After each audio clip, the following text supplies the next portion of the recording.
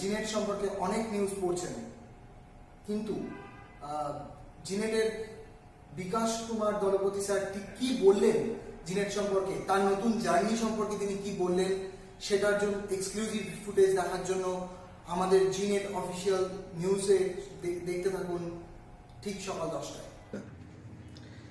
হ্যাঁ, এটা একদম বাস্তব সত্যি কথা।